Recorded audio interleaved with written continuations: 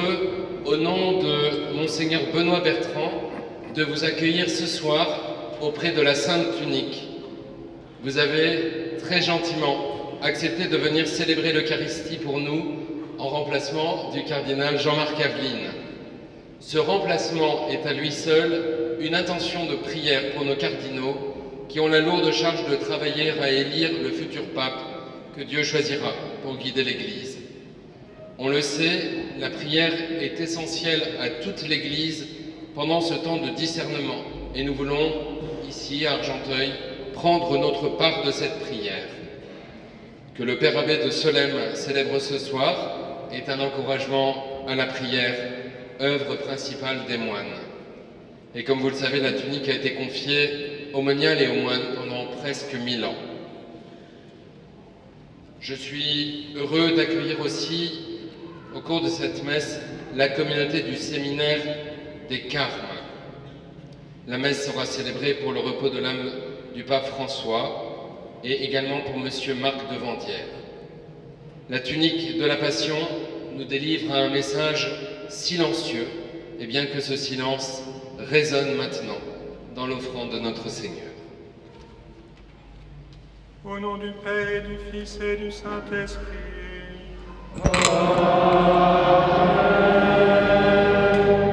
La paix soit avec vous. Et avec votre esprit. Frères et sœurs, préparons-nous à célébrer le mystère de l'Eucharistie en reconnaissant que nous avons péché. Je confesse à Dieu Tout-Puissant, je reconnais devant vous, frères et sœurs, que j'ai péché en pensée, en parole, par action et par omission. Oui, j'ai vraiment péché. C'est pourquoi je supplie la bienheureuse Vierge Marie, les anges et tous les saints, et vous aussi, frères et sœurs, de prier pour moi, le Seigneur notre Dieu. Que Dieu Tout-Puissant nous fasse miséricorde, qu'il nous pardonne nos péchés et nous conduise à la vie éternelle. Amen.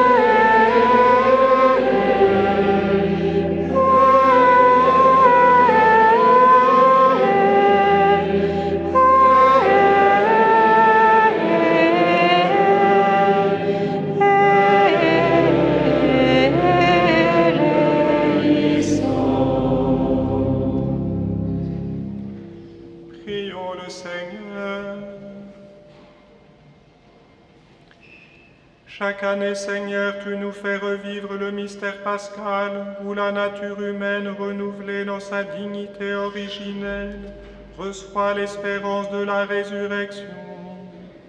Nous implorons humblement ta bonté, donne-nous de toujours accueillir avec amour ce que nous célébrons dans la foi. Par Jésus-Christ, ton Fils, notre Seigneur, qui vit et règne avec toi dans l'unité du Saint-Esprit, Dieu Dieu pour les siècles des siècles.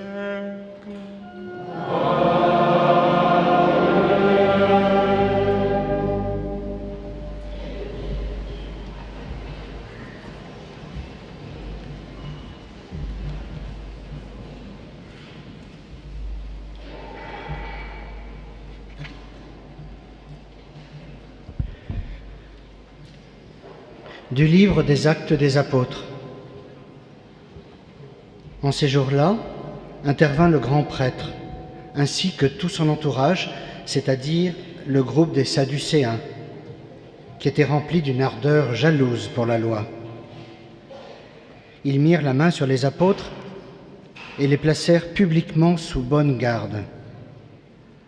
Mais, pendant la nuit, l'ange du Seigneur ouvrit les portes de la prison et les fit sortir.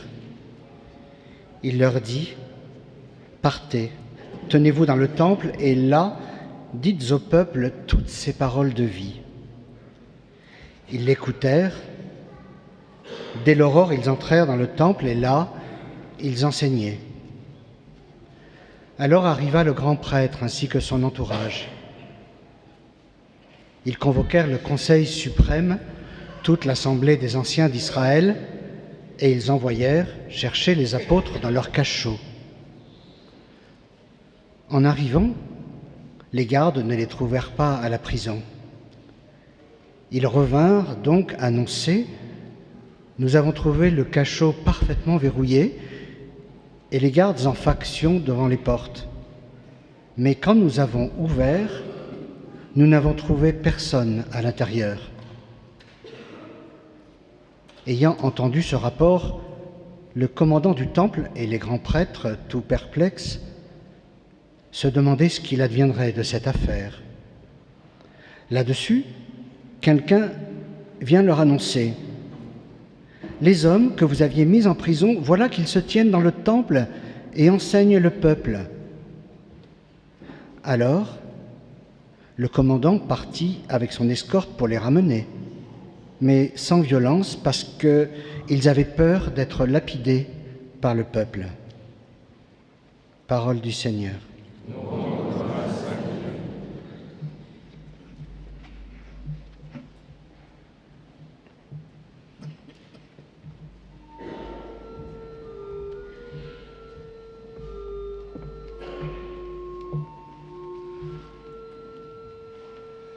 Goûtez et voyez comme est bon le Seigneur. Goûtez et voyez comme est bon le Seigneur. Je bénirai le Seigneur en tout temps. Sa louange sans cesse à mes lèvres. Je me glorifierai dans le Seigneur, que les pauvres m'entendent et soient en fête. Goûtez et voyez comme est bon le Seigneur. Magnifiez avec moi le Seigneur, exaltons tous ensemble son nom. Je cherche le Seigneur, il me répond. De toutes mes frayeurs, il me délivre. Goûtez et voyez comme est bon le Seigneur. Qui regarde vers lui resplendira, sans ombre ni trouble au visage. Un pauvre cri, le Seigneur entend, il le sauve de toutes ses angoisses. Goûtez et voyez comme est bon le Seigneur. L'ange du Seigneur campe alentour pour libérer ceux qui le craignent. Goûtez et voyez, le Seigneur est bon. Heureux qui trouve en lui son refuge. Goûtez et voyez comme est bon le Seigneur.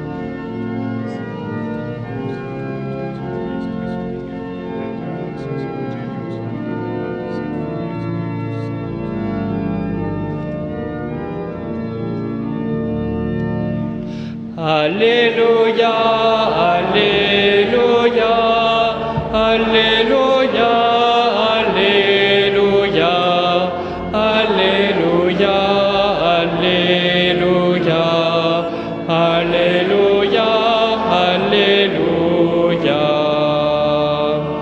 Dieu a tellement aimé le monde qu'il a donné son Fils unique, afin que ceux qui croient en lui aient la vie éternelle. Alléluia, Alléluia, Alléluia, Alléluia, Alléluia, Alléluia, Alléluia, Alléluia.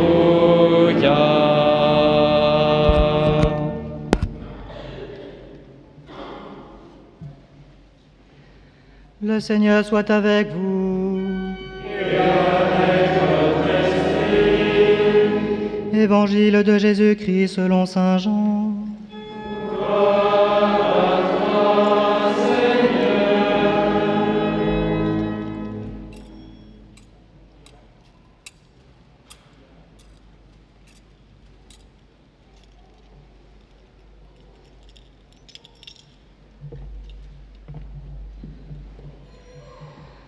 En ce temps-là, Jésus disait à Nicodème, « Dieu a tellement aimé le monde qu'il a donné son Fils unique, afin que quiconque croit en lui ne se perde pas, mais obtienne la vie éternelle. Car Dieu a envoyé son Fils dans le monde, non pas pour juger le monde, mais pour que par lui le monde soit sauvé.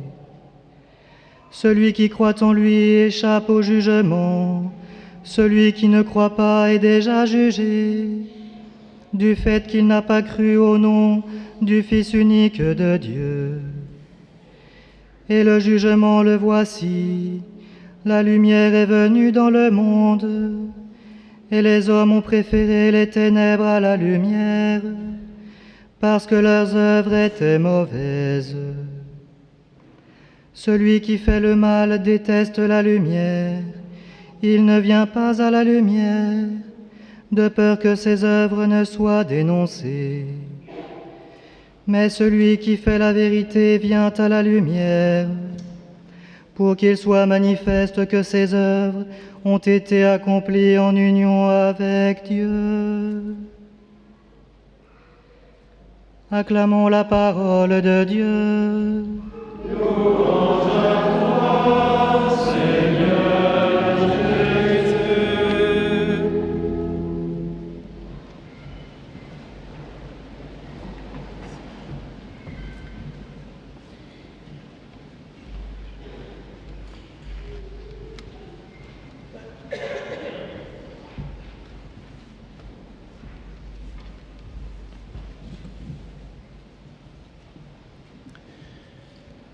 Chers frères et sœurs, c'est une joie profonde de célébrer la messe avec vous ce soir, ici, dans cette basilique de la Sainte Tunique du Christ d'Argenteuil. Il y a un lien entre Solesmes et ce sanctuaire, lien qui remonte à Don Guéranger, le premier abbé de Solesmes, qui est mort en 1875, il y a 150 ans.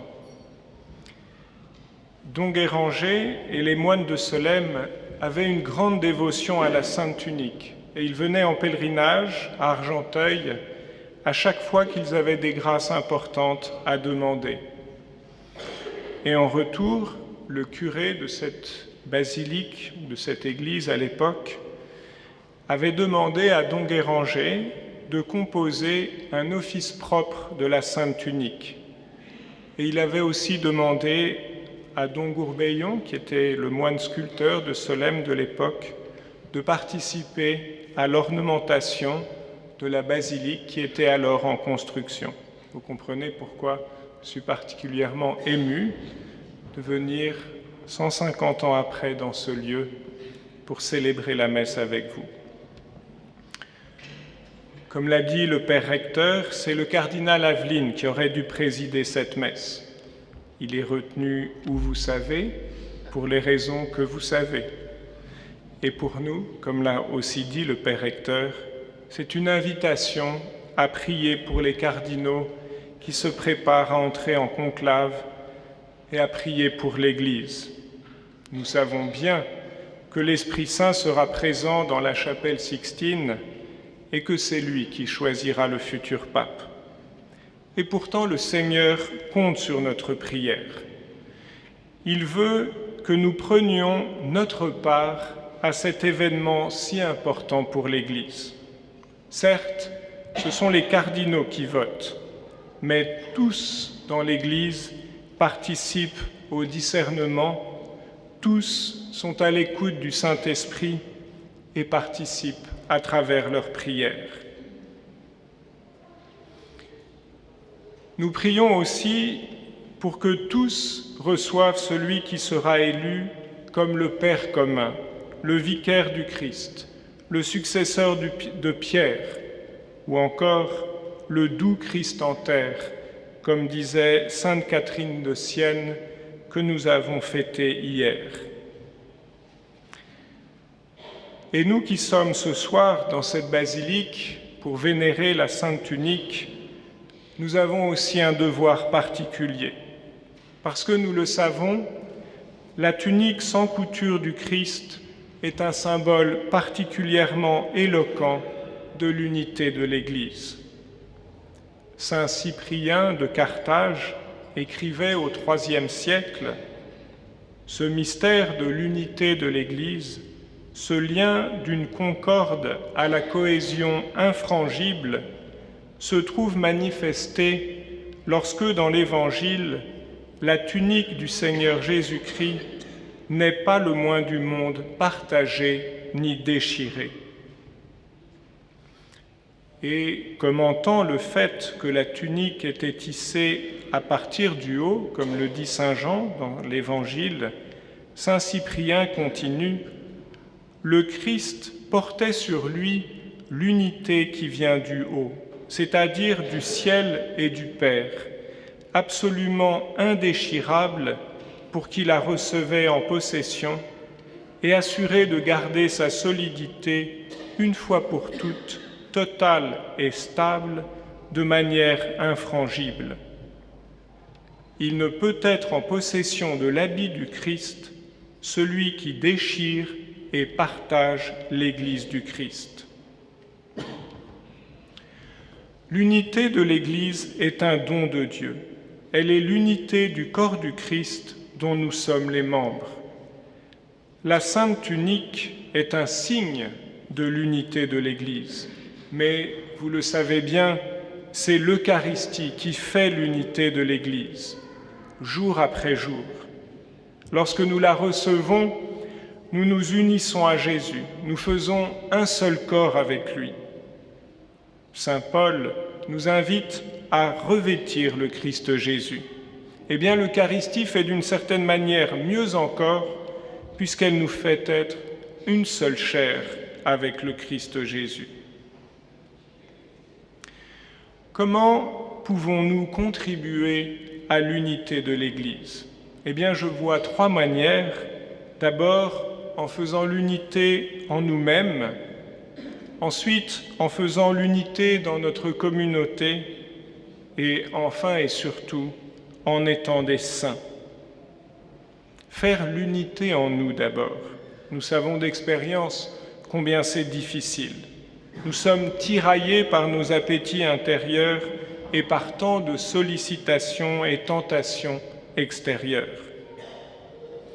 C'est du reste le sens des vœux de chasteté, pauvreté et obéissance que font les moines et les religieux, de faire l'unité en eux, en leur faisant imiter la forme de vie de Jésus, lui dont la volonté et tous les appétits intérieurs étaient alignés sur la volonté de Dieu. C'est un combat que nous devons mener jour après jour, en nous appuyant sur la prière, mais aussi sur la pratique de la vertu. Notre organisme, tant extérieur qu'intérieur, acquiert des habitudes, des manières d'agir que, à force de les répéter, nous finissons par faire sans même y penser. Un peu comme quand on apprend à faire du vélo. Au début, il faut être attentif à appuyer sur la pédale de droite, puis sur la pédale de gauche, tout en maintenant le guidon bien droit. Et puis, au bout d'un moment, on le fait sans même y penser. Eh bien, la vertu, c'est un peu la même chose. Notre volonté et nos appétits intérieurs fonctionnent de cette manière-là. À chaque fois que nous posons un acte bon, un acte de charité, un acte d'espérance, un acte de prudence, etc., eh bien, l'acte suivant sera plus facile parce que notre volonté s'oriente peu à peu vers le bien. Et c'est de cette manière-là que nous faisons l'unité en nous, en posant des actes vertueux. Cela nous donne beaucoup d'espérance parce que chaque acte bon, eh bien, nous savons qu'il a un poids d'éternité parce que le Seigneur Jésus a promis de nous récompenser, mais aussi un poids temporel parce que grâce à chacun de nos petits actes bons, eh bien, notre volonté s'enracine davantage dans le bien. Et ce sera plus facile pour elle de produire le prochain acte bon et au contraire plus difficile de s'éloigner du bien. La deuxième manière de contribuer à l'unité de l'Église, c'est faire l'unité dans nos communautés, dans nos familles, dans nos communautés paroissiales et même au-delà avec nos voisins, dans notre travail. Ça, c'est notre manière propre de faire l'unité de l'Église. Si quelqu'un dit « j'aime Dieu » alors qu'il a de la haine contre son frère, c'est un menteur. En effet, celui qui n'aime pas son frère qu'il voit est incapable d'aimer Dieu qu'il ne voit pas, dit saint Jean dans sa première lettre. Eh bien, il en est de même pour l'Église. Celui qui dit qu'il est en communion avec l'Église universelle alors qu'il n'est pas en communion avec son frère n'est pas dans la vérité. Au contraire, celui qui est en communion avec son frère possède la charité dans son cœur et pour autant, il est en communion avec l'Église universelle. Surtout, en vertu du dogme de la communion des saints, nos actes de charité, aussi petits soient-ils, contribuent au bien de toute l'Église et en particulier à son unité. Dans l'Église, nous recevons la grâce du Christ seul, mais nous pouvons tous contribuer à la sainteté de nos frères. Nous connaissons bien la comparaison du corps proposée par saint Paul. Prenons une comparaison, dit-il. En un corps unique, nous avons plusieurs membres qui n'ont pas tous la même fonction. De même, nous qui sommes plusieurs, nous sommes un seul corps dans le Christ et membres les uns des autres, chacun pour sa part. Et selon la grâce que Dieu nous a accordée, nous avons reçu des dons qui sont différents. Et ailleurs, saint Paul complète sa comparaison. Si dans le corps il n'y avait que les yeux, comment pourrait-on entendre?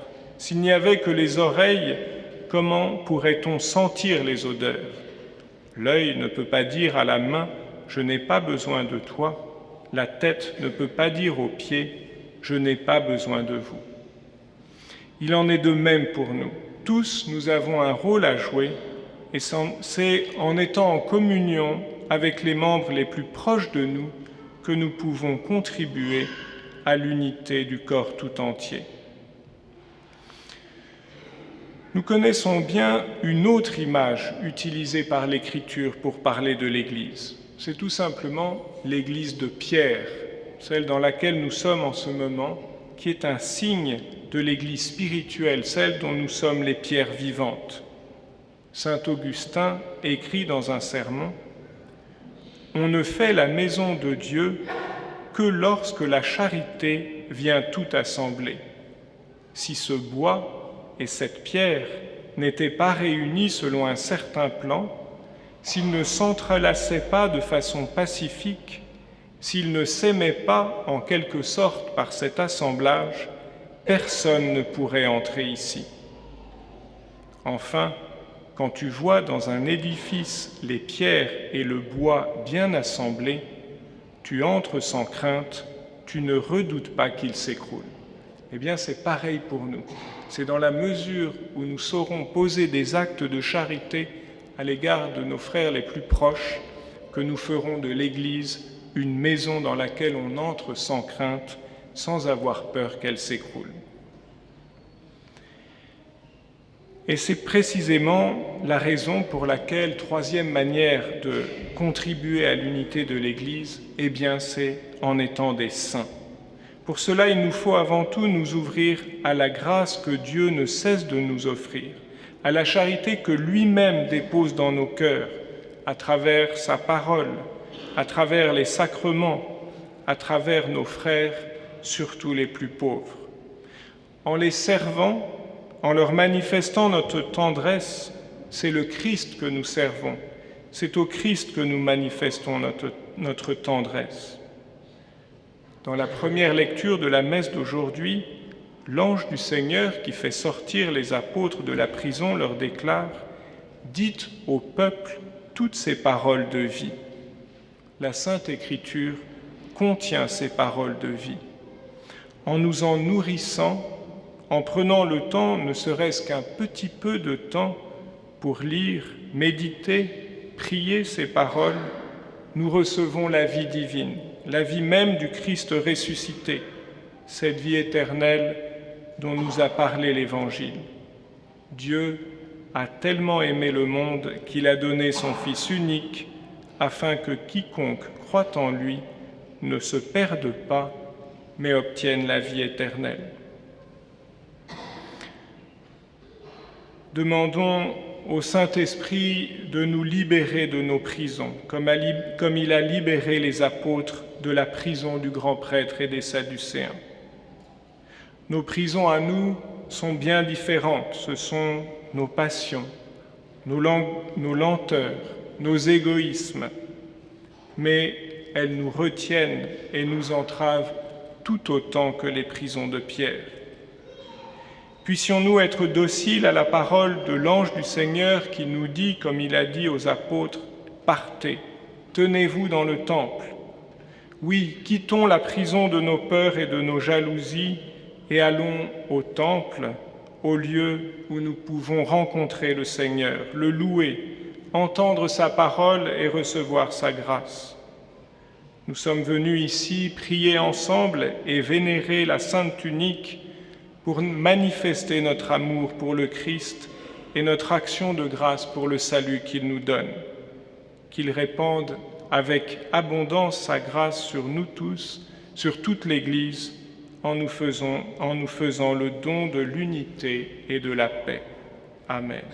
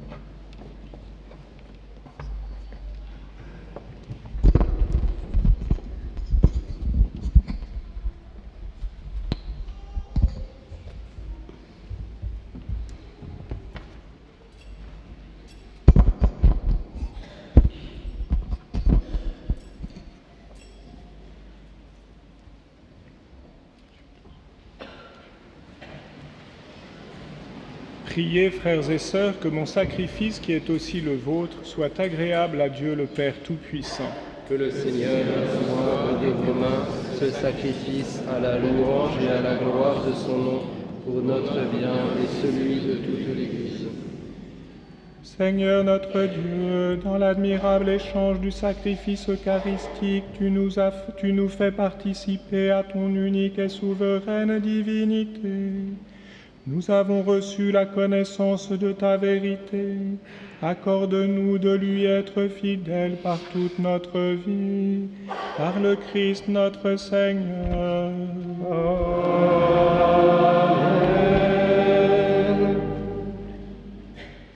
Le Seigneur soit avec vous. Et avec votre esprit. Élevons notre cœur. Rendons grâce au Seigneur notre Dieu. Cela est juste et bon.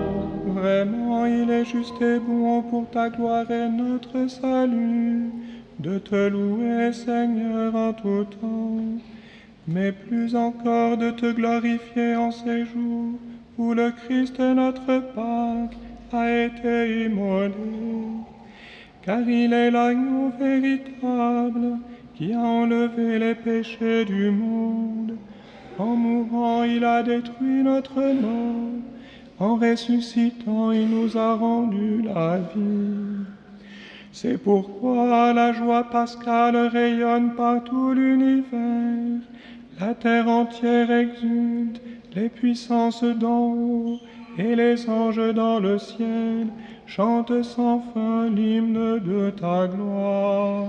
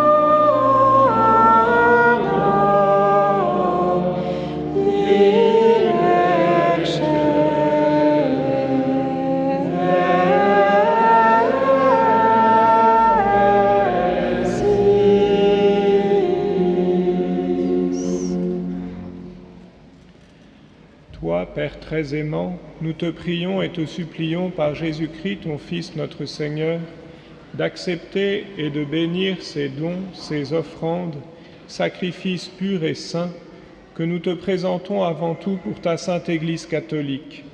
Accorde-lui la paix et protège-la, daigne la rassembler dans l'unité et la gouverner par toute la terre. Nous les présentons en union avec notre évêque Benoît et tous ceux qui gardent fidèlement la foi catholique reçue des apôtres.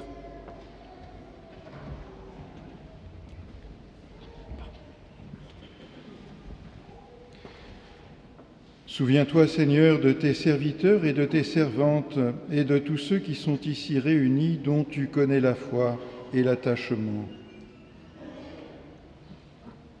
Nous t'offrons pour eux, ou ils t'offrent pour eux-mêmes et tous les leurs, ce sacrifice de louange, pour leur propre rédemption, pour la paix et le salut qu'ils espèrent, ils te rendent cet hommage à toi, Dieu éternel, vivant et vrai.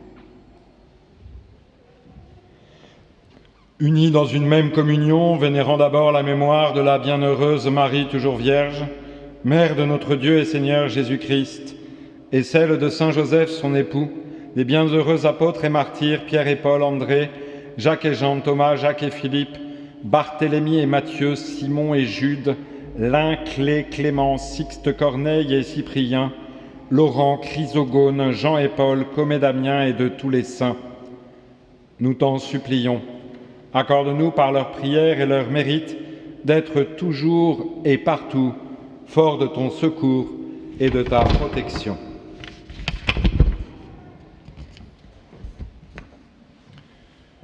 Voici donc l'offrande que nous présentons devant toi, nous, tes serviteurs et ta famille entière.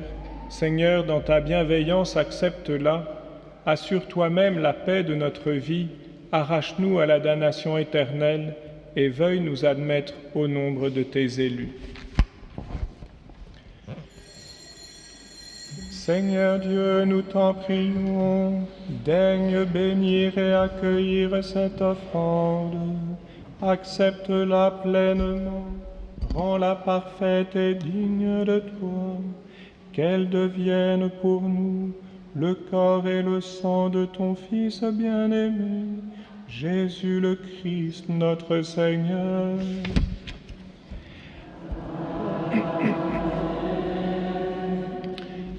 La veille de sa passion, il prit le pain dans ses mains très saintes, et les yeux levés au ciel, vers toi, Dieu son Père Tout-Puissant. En te rendant grâce, il dit la bénédiction, il rompit le pain et le donna à ses disciples en disant: Prenez et mangez-en tous. Ceci est mon corps livré pour vous.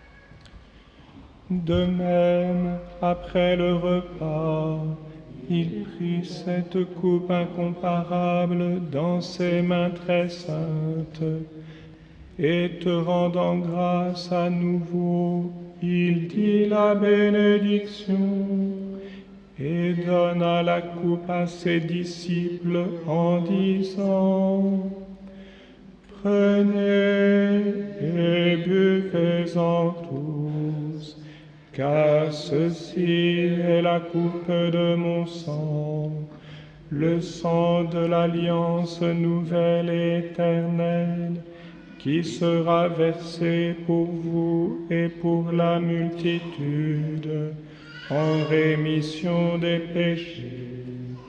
Vous ferez cela en mémoire de moi.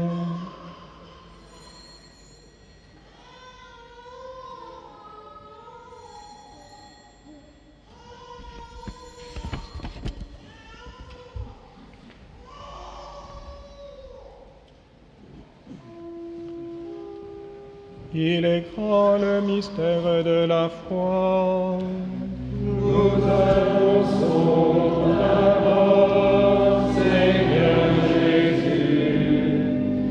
Nous proclamons ta résurrection. Nous attendons ta venue dans la gloire. Voilà pourquoi nous, tes serviteurs, et ton peuple saint avec nous, faisant mémoire de la passion bienheureuse de ton Fils, Jésus le Christ notre Seigneur, de sa résurrection du séjour des morts et de sa glorieuse ascension dans le ciel, nous te présentons, Dieu de gloire et de majesté, cette offrande prélevée sur les biens que tu nous donnes. le sacrifice pur et saint, le sacrifice parfait, pain de la vie éternelle et coupe du salut. Et comme il t'a plu d'accueillir les présents de ton serviteur Abel le juste, le sacrifice d'Abraham, notre Père dans la foi, et celui que t'offrit Melchisédek, ton grand prêtre, oblation sainte et immaculée, regarde ces offrandes avec amour et dans ta bienveillance accepte-les. Nous t'en supplions, Dieu Tout-Puissant, qu'elles soient portées par les mains de ton Saint-Ange en présence de ta gloire sur ton autel céleste, afin qu'en recevant ici, par notre communion à l'autel, le corps et le sang très saint de ton Fils, nous soyons comblés de la grâce et de toute bénédiction du ciel.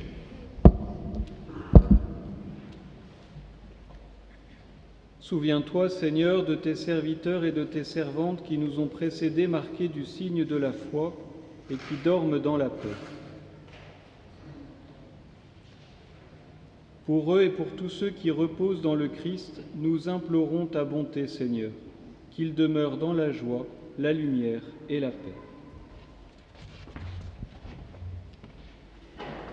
Et nous, pécheurs, tes serviteurs, qui mettons notre espérance en ta miséricorde inépuisable, admets-nous dans la communauté des saints apôtres et martyrs, avec Jean-Baptiste, Étienne, Matthias et Barnabé, Ignace, Alexandre, Marcelin et Pierre, Félicité et Perpétue, Agathe, Lucie, Agnès, Cécile, Anastasie et tous les saints. Nous t'en prions, accueille-nous dans leur compagnie sans nous juger sur le mérite, mais en accordant largement ton pardon par le Christ notre Seigneur. Par lui, tu ne cesses de créer tous ces biens, tu les sanctifies, leur donnes la vie, les bénis et nous en fais le don.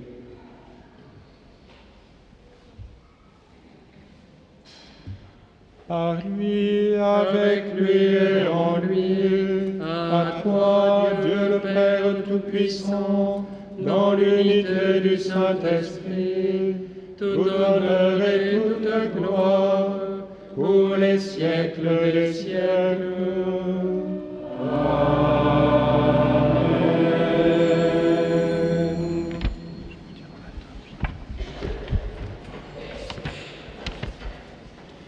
Precepti salutaribus maniti et divina institutione formati audemus dicere.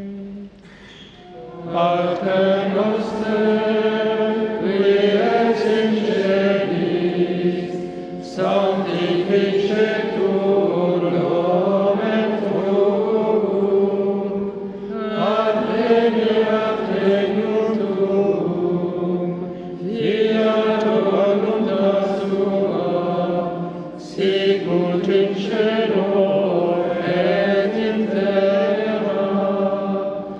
Pane nostrum quotidianum da nobis hodie, et dimitte nobis debita nostra, sicut et nos dimittimus debitoribus nostris, et ne nos inducas in tentationem, sed libera nos a malo.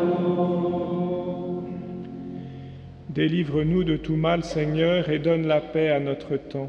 Soutenus par ta miséricorde, nous serons libérés de tout péché, à l'abri de toute épreuve, nous qui attendons que se réalise cette bienheureuse espérance, l'avènement de Jésus-Christ notre Sauveur.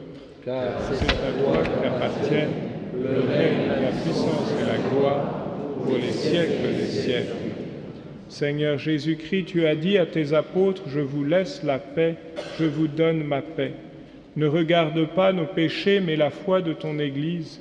Pour que ta volonté s'accomplisse, donne-lui toujours cette paix et conduis-la vers l'unité parfaite, toi qui vis et règnes pour les siècles des siècles. Amen. Que la paix du Seigneur soit toujours avec vous. Et avec votre esprit. Frères et sœurs, dans l'amour et la charité du Christ, donnez-vous la paix.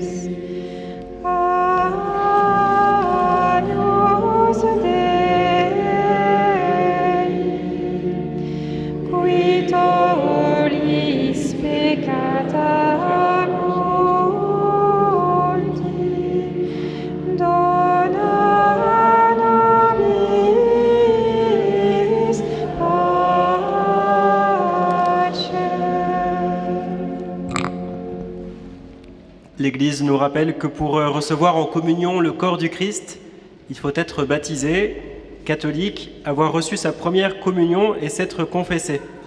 Il est également important de communier en face du prêtre. Si vous ne pouvez pas encore communier, vous pouvez vous présenter devant le prêtre en croisant les bras comme ceci pour recevoir de sa part une bénédiction personnelle. Pour vivre ce mouvement avec recueillement, merci de rester à votre place jusqu'à ce qu'un volontaire vienne vous guider.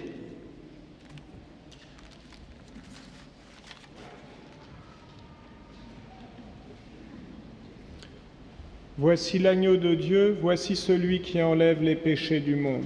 Heureux les invités au repas des noces de l'agneau.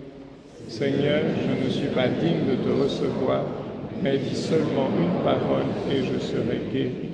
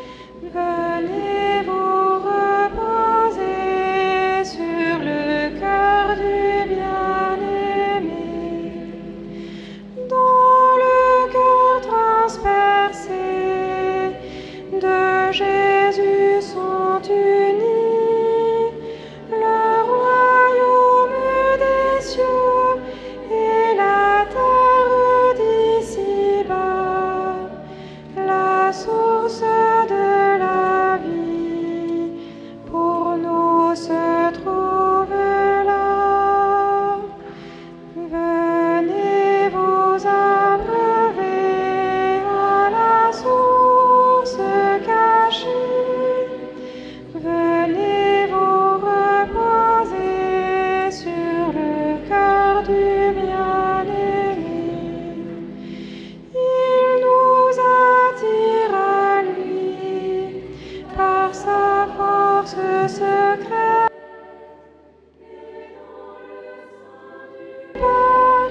Il nous abrite en lui, nous saisit dans le flot du Saint-Esprit de Dieu.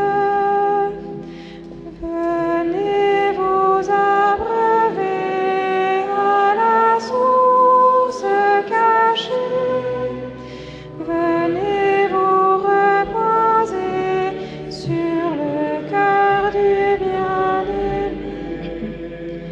Ce cœur, il va pour nous dans la petite tente où il demeure caché si mystérieusement dans l'hostie de blancheur pétrie de fin silence. Venez vous abreuver à la source cachée. Venez vous reposer sur le cœur du bien-aimé. C'est ton trône royal.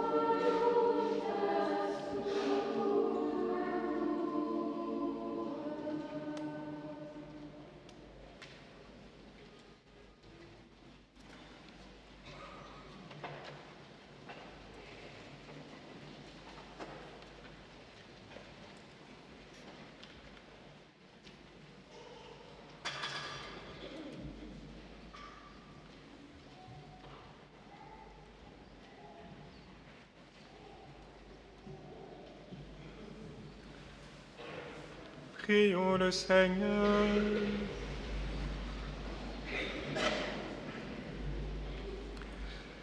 Dans ta bienveillance, reste auprès de ton peuple, nous t'en prions, Seigneur, puisque tu l'as initié au sacrement du ciel. Fais-le passer de ce qui est ancien à la vie nouvelle, par le Christ notre Seigneur.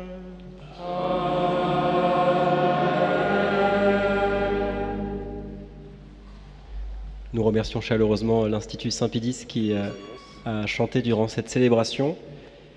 Vous allez bientôt pouvoir vous approcher de la Sainte Tunique pour la vénérer. Cela se fera pendant la veillée de prière pour les malades qui débutera à 20h30. Donc, pour que tout se fasse dans de bonnes conditions, merci de rester à votre place jusqu'à ce que la procession soit sortie à l'extérieur. Si vous souhaitez participer à la veillée de prière pour les malades, vous pouvez rester dans la basilique jusqu'à 20h30. Si vous ne souhaitez pas y participer, vous pourrez ensuite vous sortir une fois que la procession sera sortie. En sortant de la basilique, une quête vous est proposée pour soutenir l'ostension. Merci d'avance pour votre générosité. Vous êtes également invité à découvrir l'espace de restauration du sanctuaire sur le parvis de la basilique. Si vous avez des objets de piété à faire bénir, ils le seront durant la bénédiction finale du Père Abbé.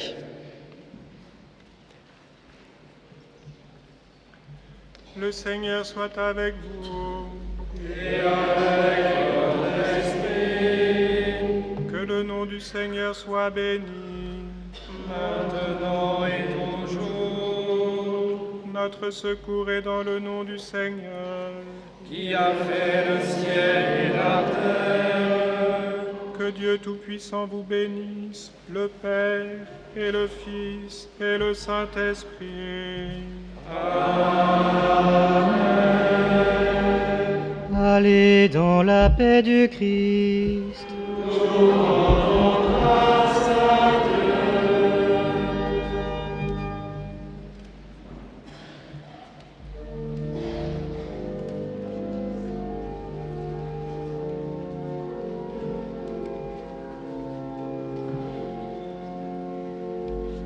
Regina Celi. Alleluia.